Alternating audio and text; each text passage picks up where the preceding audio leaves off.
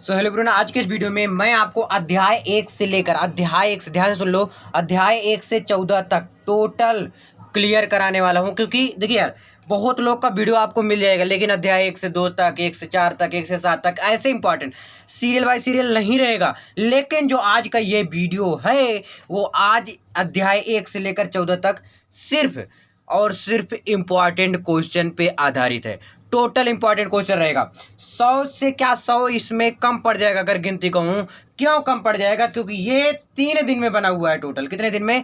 3 दिन में बन के पूरा हुआ है। इतना आसान नहीं है, क्योंकि ये अनसॉल्व पेपर से उठाया हूँ। इसको आप लिख भी सकते हैं। अनसॉल्व पेपर से प्रीवियस ईयर का जो क्वेश्चन पेपर आया था वहाँ से उठाया हूँ। सीरीज से देखा था कि कितने साल से कौन सा पेपर आ रहा है, उस हिसाब से इस पेपर को बनाया गया। इसको समझ लो, ये पेपर से कम नहीं है। ये एग्जाम में जो आने वाला पेपर इससे कम नहीं है। अगर बोलोगे कि भैया क्या इससे पास हो जाऊंगा, डेफिनेटली पास ही नहीं, अच्छा स्कोर करोगे और थोड़ा पढ़ लोगे तो टॉपर बनने से कोई नहीं रोक पाएगा। एग्जाम में यहीं से आएगा। जी हाँ, लास्ट तक जरूर देखना। अगर आपके पास टाइम है तो देखो, लेकिन बाद में पछताना मत। बाद में मत कहना कि भैया बताया नहीं गया।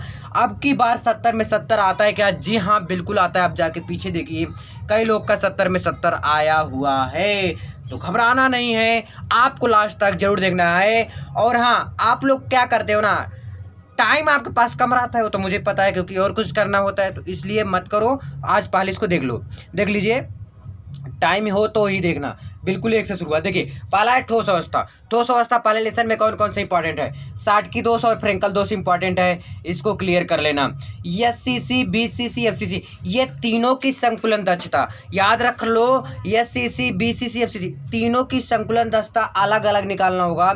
3 से 4 नंबर एग्जाम में ये पूछा गया है, तो इसलिए इसको नोट डाउन कर लो। क्वेश्चन नंबर 3 है साटकी दोष, फ्रेंकल दोष। यही जो दोष है ना, इस वजह से अंतराकाशी दोष भी होता है और दोष है, लेकिन यही दोनों इंपॉर्टेंट है। इनमें अंतर कम से कम 3 अंतर आपको आना चाहिए। लेसन 2 में विलियन लेसन का नाम है। मोलरता किसे कहते हैं, मोललता किसे कहते हैं? राउल्ट का नियम क्या होता है? मोल अंश या मोल प्रभाज, यानी दोनों एक ही है। एग्जाम में कभी कभी आ जाता है मोल अंश किसे कहते हैं, कभी कभी भी आ जाता है मोल प्रभाज। तो आप लोग कंफ्यूज हो जाते हैं कि मोल अंश आपने बताया था, मोल प्रभाज कहाँ से आ गया उड़ के। तो ये चीज़ है, तो इसको आप तैयार कर लो। अगला है आपका हेनरी का नियम। हेनरी का नियम क्या होता है? कोलराउस नियम क्या है? कोलराउस नियम वैद्युत अपघटनी सेल और वैद्युत रासायनिक सेल में अंतर। इन दोनों में अंतर कम से कम अगर अंतर आप लिख रहे हो तो 3 अंतर जरूर लिखना एग्जाम में, नहीं तो गड़बड़ हो जाएगा काम। नेक्स्ट आपका वैद्युत रसायन। वैद्युत रसायन में पहला है कोलराउस। मैं गलती से इसमें लिख दिया था, लेकिन इसमें रहेगा। कोलराउस का नियम किसे कहते हैं? नेक्स्ट समीकरण जो होता है E = E0 + 2, ये वाला फॉर्मूला आपको लिख के आना भी पड़ेगा। मानक इलेक्ट्रोड विभव किसे कहते हैं? देखिए, मानक इलेक्ट्रोड विभव क्या होता है, ठीक है, और ज़्यादा से ज़्यादा लिखने का प्रयास करना। इलेक्ट्रोड रासायनिक श्रेणी, लेकिन सही रहना चाहिए। इलेक्ट्रोड रासायनिक श्रेणी किसे कहते हैं? क्या इलेक्ट्रोड रासायनिक श्रेणी किसे कहते हैं? चलो अब नेक्स्ट पेज में अगला लेसन है रासायनिक बलगतकी। देखिए, इसमें अंतर आता है। अपक्रिया की अड़ुकता क्या होता है, अपक्रिया की कोट क्या होता है, इन दोनों में अंतर आता है कम से कम 3 से 4 नंबर में। और कई बार पूछा गया है भैया, कई बार पूछा गया है प्रथम कोट की अपक्रिया। और जो प्रथम कोट की अपक्रिया होता है, याद रखना, ये प्रथम कोट की अपक्रिया से ही आपका न्यूमेरिकल यानी आंकिक प्रश्न जो होता है ना, आंकिक प्रश्न जो होता है ना, वो पूछा जाएगा। याद कर लो, जाएगा, मैं डायरेक्ट बोल दे रहा हूँ। आंकिक प्रश्न का एक इंपॉर्टेंट क्वेश्चन लेकर आने वाला हूँ। अपक्रिया का वेग पर ताप तथा सांद्रण के प्रभाव, यानी को जो अपक्रिया का वेग है उस पर ताप तथा सांद्रण के प्रभाव को आपको समझाना है। शून्य कोट की अपक्रिया और इसका फॉर्मूला 1 नंबर में भी पूछा गया है। न्यूमेरिकल तो 100% आएगा ही आएगा। 100 क्या और 101% आएगा, क्योंकि ये कई बार पूछा गया है। पृष्ठ रसायन, नेक्स्ट लेसन है पृष्ठ रसायन। पृष्ठ रसायन यानी ब्राउनी गति, टिंडल प्रभाव। ब्राउनी गति में 2 बार लिख दिया था, है ना। अस्कंदन यानी जो टेढ़े मेढ़े हमेशा क्या करता रहता है, गति करता रहता है, वो अस्कंदन होता है। इसी प्रकार से जो टिंडल प्रभाव जो प्रकाश डालता है, ये वाला होता है। ये चीज़ें बताऊंगा, टेंशन मत लो, लेकिन आप कमेंट करना है जो नहीं आता। द्रव स्नेही, द्रव विरोधी भाई पूछा गया है, और बहुत लोग से पूछो कि ये इंपॉर्टेंट है, बोलेंगे नहीं, क्योंकि ये पता नहीं क्यों नहीं बोलते हैं, बट ये कई साल पूछा गया है। अस्कंदन की हार्डी सुलझे नियम, स्व उत्प्रेरण क्या होता है और प्रेरित उत्प्रेरण क्या होता है, याद कर लो। स्व उत्प्रेरण क्या है और प्रेरित उत्प्रेरण। अगला है लेसन पी ब्लॉक के तत्व ओस्टवाल्ड विधि से HNO3 का निर्माण कैसे होता है? कौन सी विधि से? ओस्टवाल्ड विधि से। प्रयोगशाला में ओजोन बनाने की एक विधि का वर्णन करो। और एक बात, बहुत एक लोग बोले थे भैया कि क्या डायग्राम यानी चित्र बनाना जरूरी होता है? भैया जब तक चित्र नहीं बनाओगे तब तक आपको पूरा नंबर नहीं मिलेगा। आप लिख के आ जाओगे ना, अगर 6 नंबर में है तो कम से कम 3 नंबर दे देंगे। आप समझ सकते हैं 3 नंबर आपका सिर्फ चित्र का रहता है। तो चित्र बहुत ज़्यादा, डायग्राम इंपॉर्टेंट होता है। जैसे प्रयोगशाला विधि आ गया, क्या बनाना होता है? वर्जन बनाना होता है, उसमें गैस के द्वारा प्रवाहित कर दो, नलिका बनानी नहीं होती। कुछ कॉमन होता है, मैं बताऊंगा उसको। हाइपर विधि से HNO3 का निर्माण।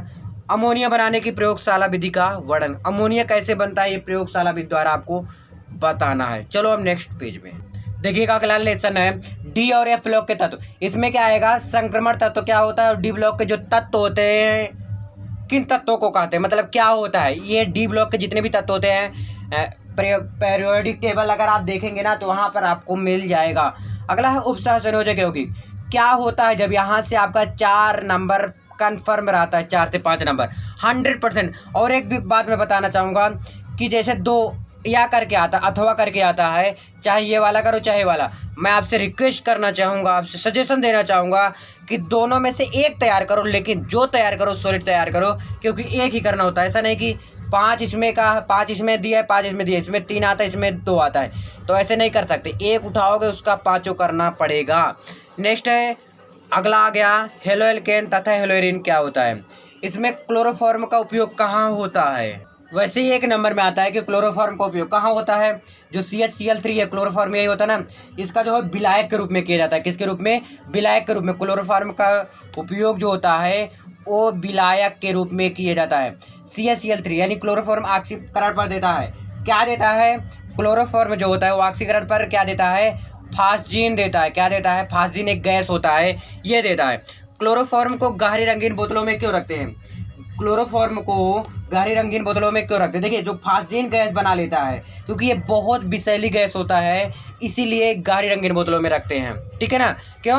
क्योंकि ये फास्जीन गैस बना लेता है। क्या, कौन सी गैस? फास्जीन गैस बना लेता है। तो क्या दिक्कत है? ये बहुत विषैली होता है, इसलिए इसको गहरी रंगीन बोतलों में रखते हैं। ऊर्जा अपक्रिया यानी ऊर्जा रिएक्शन, ये 2 नंबर में पूछने के चांसेस है। क्लोरोफॉर्म बनाने की विधि का वर्णन करना है कि जो CHCl3 है वो आपको बनाने की विधि का वर्णन करना है, और रासायनिक गुण और भौतिक गुण को भी आपको दर्शाना है। अगला है आपका एल्कोहल, फिनाल और ईथर। ल्यूकास अपकर्मक क्या है?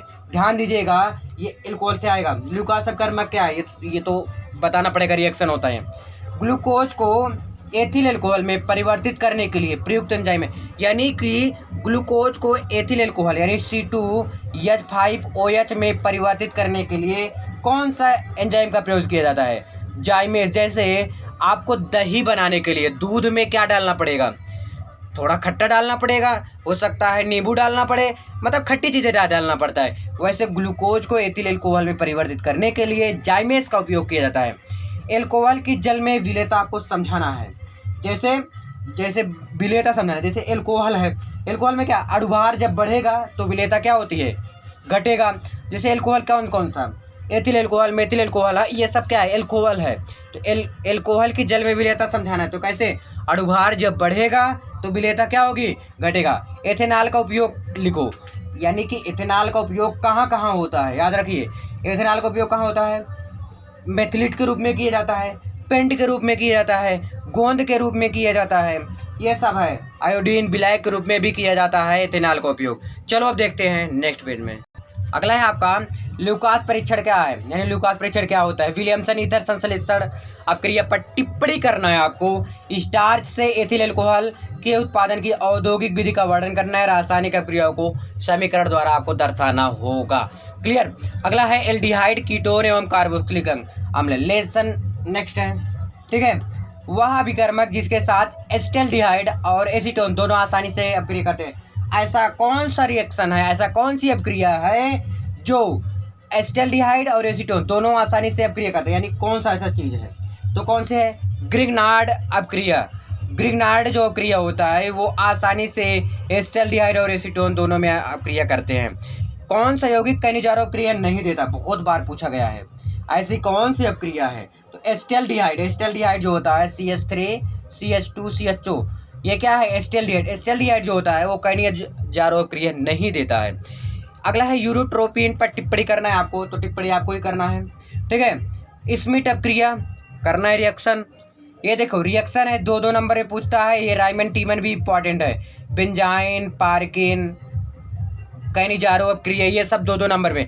प्रयोगशाला में फॉर्मेल्डिहाइड, ध्यान दीजिए फॉर्मेल्डिहाइड बनाने की विधि का सचित्र वर्णन करना है, यानी फॉर्मेल्डिहाइड किस प्रकार से बनता है इसको सचित्र वर्णन करना है। सारा मैं बताया हूँ, अगर जाके यही सर्च करेंगे भाई अतुल स्टडी सेंटर डालेंगे तो आपको मिलेगा। शुद्ध एसीटोन बनाने की प्रयोगशाला, यानी शुद्ध एसीटोन किस प्रकार से बनेगा इसको आपको लिखना पड़ेगा, ठीक है। अब चलो नेक्स्ट पेज में देख लेते हैं और आगे, ठीक है जी।